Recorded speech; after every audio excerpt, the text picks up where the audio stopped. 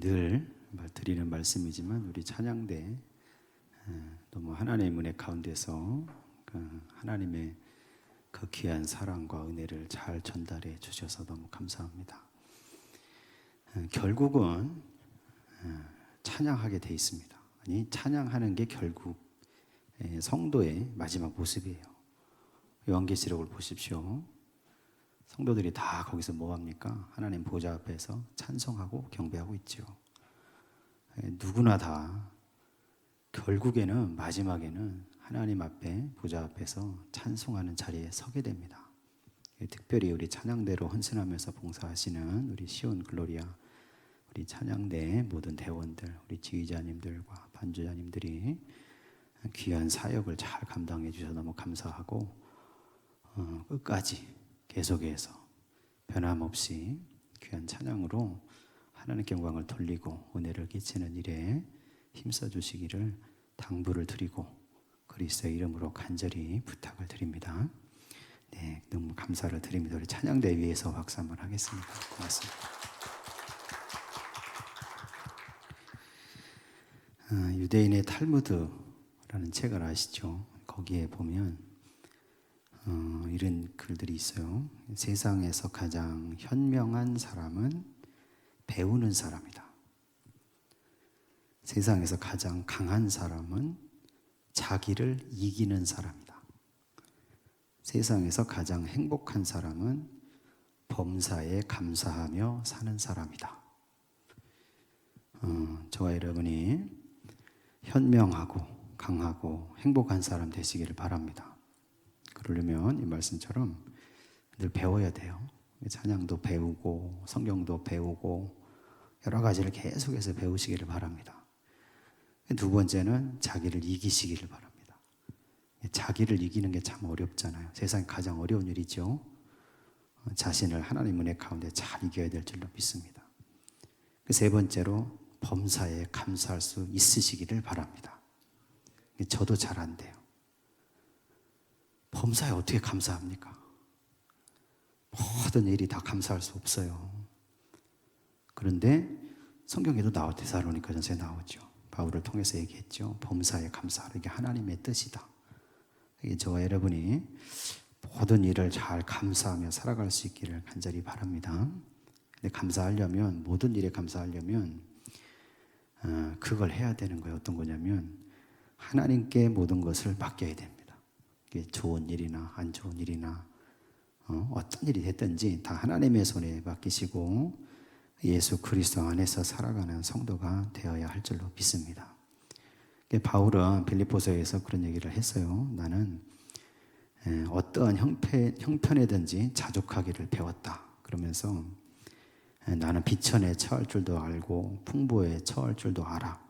모든 일, 곧 배부름, 배고픔, 풍부와 궁핍에 처할 줄 아는 일체의 비결을 배웠다. 그런 얘기를 하죠. 근데 그 일체의 비결이라는 게 다른 게 아니고 예수의 마음을 품고 사는 겁니다. 예수님 마음을 품고 사니까 내가 배고파도 배불러도 잘 돼도 안 돼도 다 하나님께 감사하면서 맡기면서 살아갈 수 있게 됐다는 거죠. 오늘 저와 여러분이 특별히 우리 찬양대가 인생을 살아가면서 삶의 순간순간마다 예수 그리스도의 마음을 가지고 사랑의 마음으로 범사에 감사하며 사시기를 주의 이름으로 간절히 축원합니다. 사도 바울은 지금 1차, 2차, 3차 전도 여행을 다 마치고 예루살렘으로 왔습니다. 예루살렘에 왔을 때 거기서 누굴 만났냐면 예수님의 동생 야고보. 그 시대에 예수님의 동생 야고보는 예루살렘 교회의 대표였어요. 그렇잖아요. 자기 형이 예수님이잖아요. 야고보가. 예수께서 십자가에 돌아가시고 부활하시고 승천하시고 성령까지 다 내렸으니 당연히 예수님의 동생이었던 야고보가 예루살렘 교회의 수장이 된 거죠. 바울이 복음을 다 전하고 와서 이 야고보를 만나서 여러 가지 있었던 일들을 다 이제 보고합니다. 그 자리에는 예루살렘 교회를 이루는 다른 장로님들도 있었죠. 근데 그 장로님들은 연세가 많으신 장로님들뿐만이 아니라 예루살렘 교회를 돌보고 이끌어가는 리더들을 말하는 겁니다. 그 사람들 앞에서 다 바울의 설명을 다 했는데 그 야고보와 그 장로님들이 걱정하는 거예요. 당신 때문에 우리 교회가, 예루살렘 교회가 잘못하면 두동강 나게 생겼다. 이게 무슨 얘기냐면 바울이 전한 복음은 할례 아니고 율법도 아니고 예수 그리스도를 하나님의 아들로 구원자로 믿는 믿음으로 구원받는다. 이야기를 계속 했잖아요. 그러니까 그 소문이 어떻게 됐냐면 유대인들 가운데 저 바울이라는 사람은 모세의 율법을 배반하라고 가르친다. 할례 받을 필요 없다고 유대인들의 우리 아들들에게 할례를 주지 말라고 가르친다 하는 소문이 쫙바닥에 퍼져 있었던 겁니다. 예루살렘에. 야고보가 바울이 왔을 때 얘기하는 겁니다. 우리 지금 예루살렘에 예수 믿는 유대인이 얼마나 되는 줄 알았냐? 수만 명 있다는 거예요. 수만 명. 근데 그 사람들 중에 많은 사람들이 당신에 대한 그 소문을 듣고 있다는 거죠. 저 바울은 모세의 율법을 대적하라고 하고 아들들에게 할례 줄 필요 없다고 가르치는 사람이다. 그런 소문이 퍼져 있는데 그 수만 명 되는 유대인들은 아직도 모세의 율법을 중요하게 생각하는 겁니다. 할례는 꼭 받아야 되는 걸로 생각하는 거죠. 근데 바울이 와 있다는 게 알려지게 되면 그 당신 때문에 당신의 그 복음 전하는 걸 원하고 그걸 바라는 사람들이 한파, 그걸 반대하는 사람들이 또 한파. 그래서 교회가 갈라지게 생겼다는 거예요. 그래서 야고보가 부탁합니다. 여기 우리 유대인 그리스도인 중에 나실 서원을 한 사람 4사람 있으니까 당신이 데리고 성전에 가라는 거예요. 예루살렘 성전에. 가서 바울 당신이 공개적으로 그 사람을 드리는 예물, 어린 양, 어린 염소를 당신 돈 들여 사가지고 제사장에게 그걸 주라는 겁니다.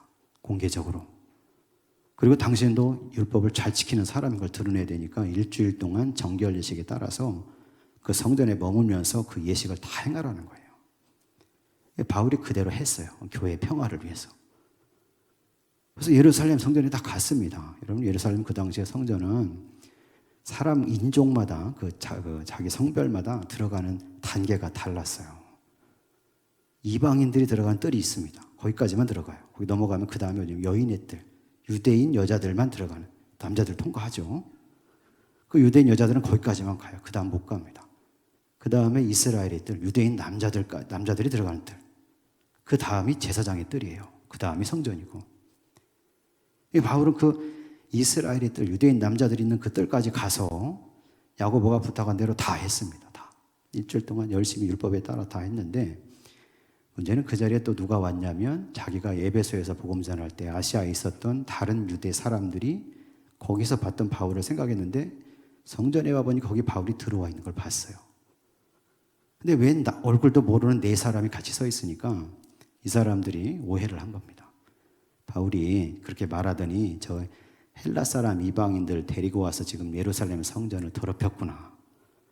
그래서 이 사람들이 오해를 해서 주변에 있는 유대인들을 다 불러보아서 저 바울이 지금 예루살렘 성전, 우리 성전을 모독했으니 저 사람을 끌어내 돌로 쳐야 된다. 그래서 사람들이 몰려가서 바울을 붙잡아서 성전 밖으로 다 끌어냈습니다. 끌어내서 사람들이 애워싸고 두들겨 팼어요.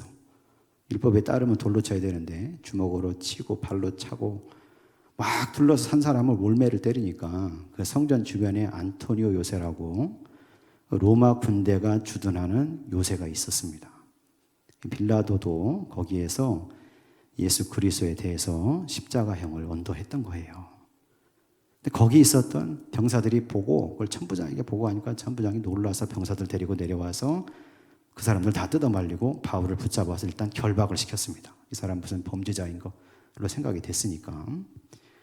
그렇게 해놓고 이제 자초지종에 관한 이야기들을 풀어가는 이야기가 그 전 사도행전 24장 2천 이야기 쭉 나옵니다. 그래서 바울이 거기서 유대인들을 향해서 막 복음을 막 얘기하고 여러 가지 얘기를 다 하는 거예요. 그리고 나서 이제 천부장의 보호를 받게 됐어요. 이 바울이. 그래서 영내에서 머물게 됐는데 유대인들이 분이 나니까 40명이 결심을 합니다. 우리가 바울을 죽이기 전까지는 먹지도 않고 마시지도 않겠다. 40명의 바울 암살단이 조직이 돼요. 근데 그 사실을 바울의 조카가 알게 됐고 그 조카가 가서 바울에게 알렸고 바울이 백부장을 통해서 천부장이 그 사실을 알리게 됩니다. 천부장이 그날 밤에 바로 자기들의 병사, 자기가 천부장이니까 1,000명 거느리고 있는데 그중에 470명 병사를 대동해서 바울을 가이사랴로 보내게 돼요. 가이사랴는 총독이 있는 곳입니다. 그래서 오늘 본문에 등장하는 벨릭스가 있었던 곳으로 그 밤에 470명 그 호의를 받으면서 바울이 가이사랴까지 오게 된 겁니다. 근데 거기 와서 이제 벨릭스 앞에서 또 막 얘기를 하는 거예요. 유대 사람들이 가만히 안 있죠. 대제사장과 유대 교회 장로들이 누구를 샀냐면 더들로라는 변호사를 삽니다. 이 사람을 데리고 와서 바울의 죄를 막 거기서 막 고소하는 겁니다. 이 사람은 전염병 같은 사람이다. 그러면서 다니는 곳마다 유대인들을 선동해서 소요를 일으키는 사람이다. 이 사람은 나사렛 이단의 우두머리다. 이 사람은 성전을 더럽히고 성전을 무시하는 사람이다. 하고 막 고발을 했는데 그 일에 대해서 바울이 조목조목 다 반박을 합니다. 그래서 결국 벨릭스는 바울의 죄를 찾을 수가 없었습니다. 로마법에 따라서 죄 될 만한 거 하나도 발견을 못했고 그래서 이 판결을 유보시켰어요. 벨릭스가 유보시키고 난 다음에 바울은 여기 가이사랴에서 이후에 2년 동안 미결수의 신분으로 지내게 되는 겁니다.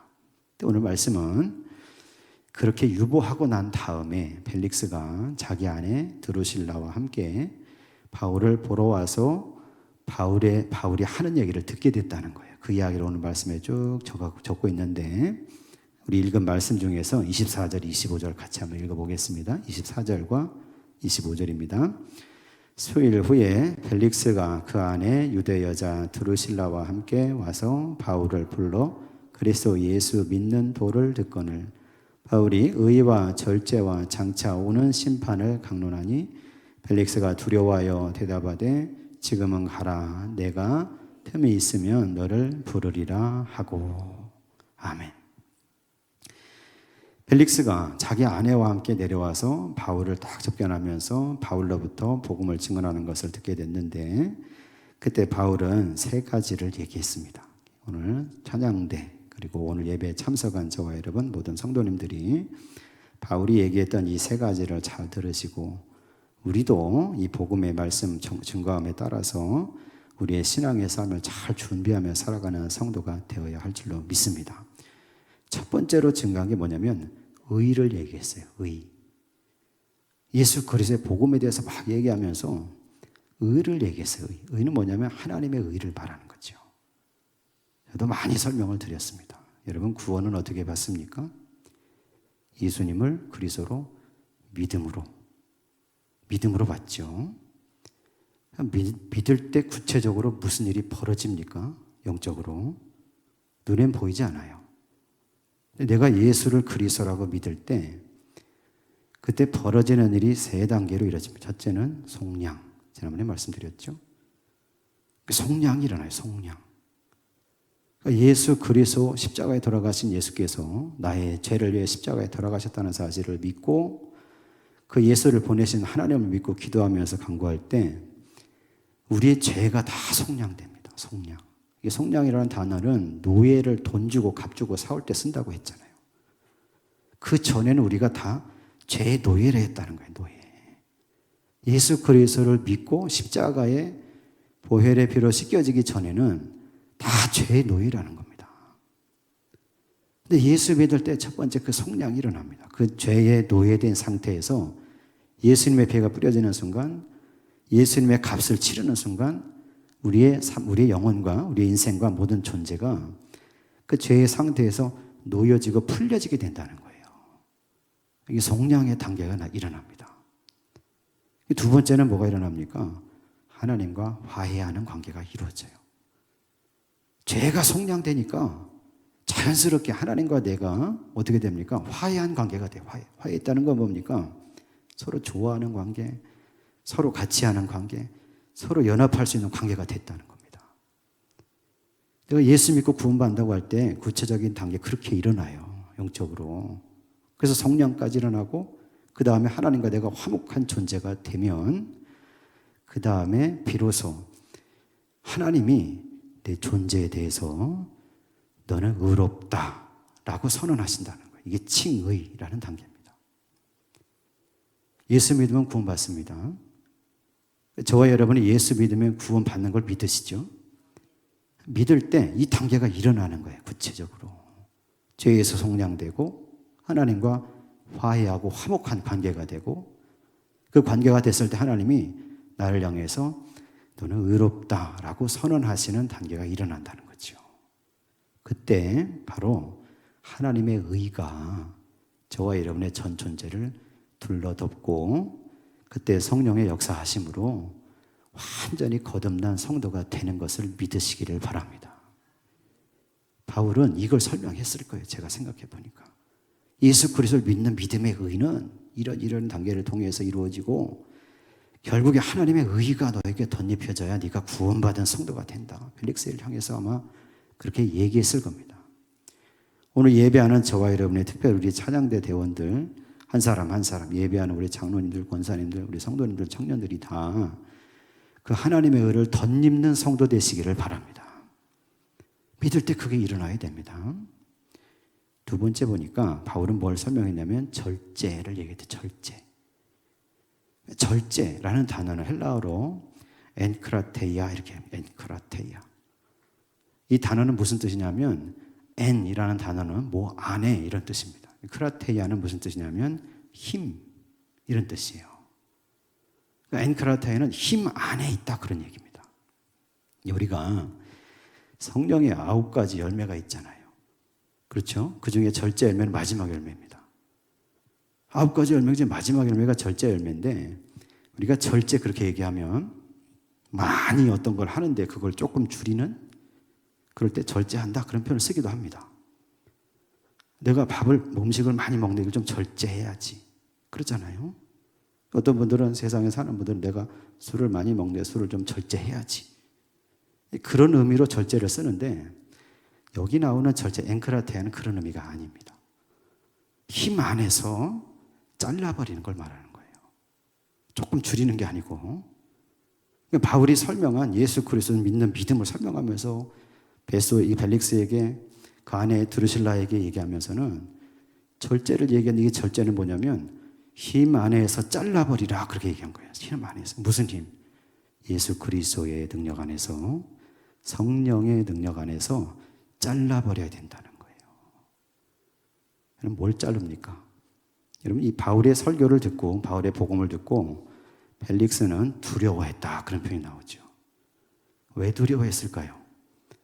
벨릭스와 그 아내 두루실라의 관계를 우리가 알 필요가 있습니다. 두루실라는 유대 여자인데 이 당시에 나이가 19살입니다.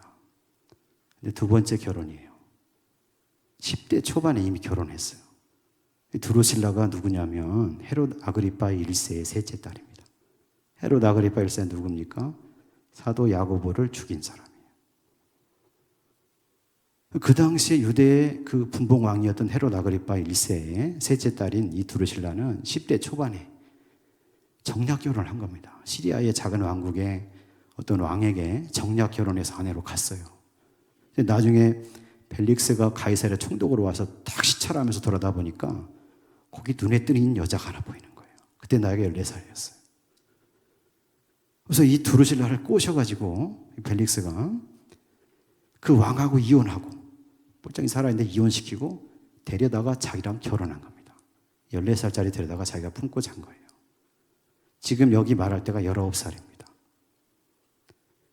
그러니까 벨릭스는 바울의 이야기를 들으면서 절제 얘기하면서 성령의 능력 안에, 예수의 능력 안에 잘라버려야 된다, 그러니까 자기가 찔린 거죠. 이 벨릭스는 사실 그렇게 훌륭한 총독이 아니었습니다. 여러 가지로 문제가 있는 사람이었어요. 그것들을 잘라야 되니까 아마 성령이 함께 했으니까 두려웠겠죠. 저와 여러분이 이 말씀을 들으면서 우리는 여기 있는 이 절제, 성령의 열매를 잘 맺어가는 성도 되시기를 바랍니다. 그렇잖아요. 우리가 신앙생활 하면서 완벽할 수는 없습니다. 신앙생활 한다고 다 어떻게 완벽합니까? 그렇지만 우리가 신앙생활 한다는 것은 사람들이 보기에 부끄러운 건 자르는 그런 용기가 있어야 된다는 거죠. 다른 사람들이 보기에, 아니면 내 스스로 생각하기에, 이거는 정말 내가 예수 믿는 사람으로서는 아닌 것 같아, 이것을 내 힘으로 자르라는 게 아닙니다. 하나님의 능력과 예수 그리스도의 능력과 성령의 능력 안에서 이걸 절제, 잘라내는 그런 역사가 있어야 된다는 거죠. 바울은 그걸 설명했어요. 그리고 세 번째가 뭐냐면 장차 오는 심판을 얘기했습니다. 장차 오는 심판. 예수님도 마태복음 25장에 여러분 세 가지 비유가 나오죠. 열처녀 비유, 달란트 비유, 양과 염소의 비유. 이 세 가지 비유가 다 얘기하는 게 공통적으로 뭐냐면 마지막 때에, 마지막 날에 심판이 있어서 그때 갈라진다는 거예요. 슬기로운 지혜로운 처녀는 들어가고 미련한 다섯은 못 들어간다는 겁니다. 그리고 열심히 주인의 것을 가지고 섬겼던 5달란트, 2달란트 맡은 종은 들어가고 1달란트 그냥 묻어뒀다가 그냥 섞여뒀던 사람 못 들어간다는 거예요. 양과 같이 어려운 사람 만나면 돕고 양처럼 불쌍한 사람 도와주고 헐벗은 사람, 굶주린 사람 챙기며 살아간 사람은 들어가고 염소처럼 자기만 알고 살아간 사람 못 들어간다는 겁니다. 예수님도 다 이 심판에 대해서 말씀하셨어요. 바울이 장차 오는 심판을 얘기했습니다. 요한계시록을 보면 장차 오는 심판이 대해서 쭉 나와요. 요한계시록에 설명하는 것들 중에서 우리가 앞으로 어떻게 될지, 우리의 영혼이, 그리고 나의 존재가 앞으로 어떻게 될지 요한계시록에 맞춰서 우리가 설명을 하면 이렇게 됩니다. 지금 우리가 살고 있잖아요. 살다가 죽으면 어떻게 됩니까? 육신은 썩어지죠. 이게 첫째 사망입니다. 첫째 사망은 육신의 죽음을 얘기하는 거예요. 요한계시록에는 첫째 사망이라는 표현은 없습니다. 근데 뭐가 있냐면 첫째 부활이 있고 둘째 사망이 나와요. 유추해서 생각해 보면 첫째 사망이 있다는 거예요. 그건 뭐냐면 육신의 죽음입니다. 또 요한계시록 쭉 있다 보면 마지막쯤에 가면 뭐가 나오냐면 첫째 부활이 나옵니다. 첫째 부활. 부활을 그냥 한 번에 다 부활하는 게 아니고 첫째 부활, 둘째 부활로 나눴어요. 그 첫째 부활은 무슨 부활이냐면 그때 환난의 때, 어려운 때 자기 배임을 당하면서까지 믿음을 지킨 사람들, 그리고 우상, 미신에 따라 살지 않고 사탄의 표를 받지 않고 살아간 사람들, 다시 말하면 참 먹고 살기도 힘들고 참 어려운데 그때 곁길로 가지 않았다는 거예요. 예수님의 복음을 따라 살려고 애썼고 힘들어도 믿음을 지키려고 애쓴 사람들, 그리고 자기 옷을 어린 양의 피에 빨아서 희게 된 사람들, 예수 그리스도를 믿어서 아까 말씀드렸던 그 속량의 은혜, 화해와 칭의의 은혜를 받은 사람들, 이 사람들이 살아나는 것이 첫째 부활입니다. 그 다음이 뭐냐면 둘째 부활이에요. 이 둘째 부활을 설명하는 요한계시록을 읽어보면 그때는 모든 죽은 사람 다 살아납니다. 바다도, 그리고 사망도, 죽은 사람 다 토해낸다고 돼 있어요. 그 사람들이 하늘에 흰 보좌가 펼쳐지고 거기에 책들이 펼쳐지고 책이 펼쳐집니다. 책은 어린 양의 생명책이고 책들은 행위기록책이에요. 거기 기록된 대로 어린 양의 책에 기록된 사람들은 다 천국으로 가고, 거기에 기록되지 못한 사람들, 그 사람들은 그 행위 기록에 따라서 지옥으로 떨어져서 불못에 떨어지게 된다고 나옵니다. 불못에 떨어지는 게 둘째 사망입니다.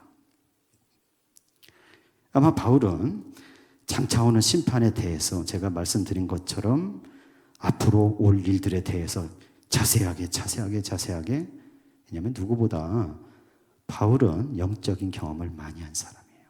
3층 천에도 올라갔다 온 사람 있잖아요. 그 영적인 사실들에 대해서 가지고 오늘 본문에는 기록이 안 돼 있지만 벨릭스 앞에서 그 설명들을 다 했다는 거죠.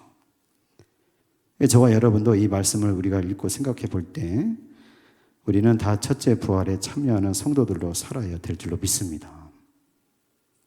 이 믿음을 지키고 살아가는 것이 중요하다는 말씀이죠. 오늘 찬양대, 우리 찬양으로 영광 돌리고 또 늘 주일마다 하나님께 찬양으로 영광 돌리는 우리 찬양대원들 한 사람 한 사람, 또 오늘 예배에 참석하신 모든 성도님들이 바울이 설명했던 이 세 가지를 반드시 잘 기억하시기를 바랍니다.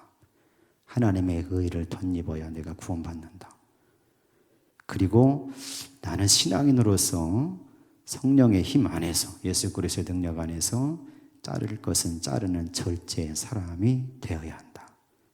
셋째로, 장차 오는 심판의 날에 그때 나는 구원을 받아서 하나님 보좌 앞에 찬양하는 자리에 서는 성도가 되어야 한다. 여러분 이 사실을 늘 생각하시고 기도하면서 여러분 그 자리에 서기를 간구하는 저와 여러분 인생과 삶이 되시기를 간절히 소망합니다. 여러분 성도는 차든지 뜨겁든지 해야 됩니다. 라오디게아 교회에게 예수께서 말씀하셨던 거 여러분 기억나시죠? 그 교회를 향해 성도들을 향해서 예수께서 책망하신 게 뭡니까? 너희가 차든지 뜨겁든지 하라. 너희가 이렇게 미지근하니 내가 너희를 토하여 버리겠다 그러셨잖아요. 차든지 뜨겁든지 해야 되는 거예요. 이 말씀을 여러분 잘 이해하셔야 됩니다. 차다는 얘기는 신앙이 냉랭하다 그런 얘기가 아니고 그 당시에 골로새에서 나오는 시원한 샘물처럼 그 사람 자체가 어떤 사람 그런 사람 있잖아요. 만나면 시원한 사람 있잖아요. 그 사람 만나면 막 막힌 게 없어. 막 풀려. 신앙인들이 그런 존재가 돼야 한다는 거예요. 뜨겁든지 뜨거우라는 얘기는 무슨 얘기냐면 온천물처럼 어떤 사람은 너무 따뜻해요. 그래서 마음에 어려운 것도 다 그 사람 만나고 얘기하면 다 풀려지고 힘들고 어려운 사람이 그 사람 만나면 생기를 얻습니다. 예수 믿는 사람이 그런 존재가 돼야 한다는 겁니다. 그런데 라오디게아 교회 성도들은 차지도 않고 시원하지도 않고 따뜻하지도 않았다는 겁니다. 교회는 와서 예배는 드리는 것 같은데 미지근하니까 예수님께서 뭐라고 토해버리겠다 그러셨다는 거죠. 오늘 저와 여러분은 그 말씀 생각하면서 이 세 가지의 바울의 설교를 기억하면서 우리는 다 하나님 보시기에 기뻐하실 만한 성도가 되어야 할 줄로 믿습니다. 항상 기억하시고 우리의 삶 속에 신앙 속에서 주님을 온전히 섬겨가시고 믿음 위에서 하나님께 영광이 되는 그런 찬양대 그리고 그런 성도님들이 다 되시기를 예수 그리스도의 이름으로 간절히 축원합니다. 기도하겠습니다. 할렐루야. 사랑과 능력의 아버지 하나님 감사를 드립니다. 주님 사랑하는 귀한 성도들 특별히 사랑하는 시온 글로리아 찬양대 찬양대원들 한 사람 한 사람 주께서 기억하시고 붙잡아 주시고 찬양할 때마다 하나님의 성령의 역사를 베풀어 주시옵소서. 지도하는 지휘자님들 반주자님들 하나님의 은혜를 더해 주셔서 새 힘을 얻어 살게 하시고 하나님의 영감을 더해 주시는 역사가 있게 하여 주시옵소서. 오늘 예배하는 모든 성도들 한 사람 한 사람 기억하셔서 주의 나라에 합당한 성도들로 살게 하시고 마지막 날 마지막 때 주의 하나님의 보좌 앞에 둘러서서 찬송하는 인생들 되게 하여 주시옵소서. 주께서 붙잡아 주시고 은혜와 능력을 더해 주시기를 원하며 사랑이 많으신 예수 그리스도의 이름으로 간절히 기도드립니다. 아멘.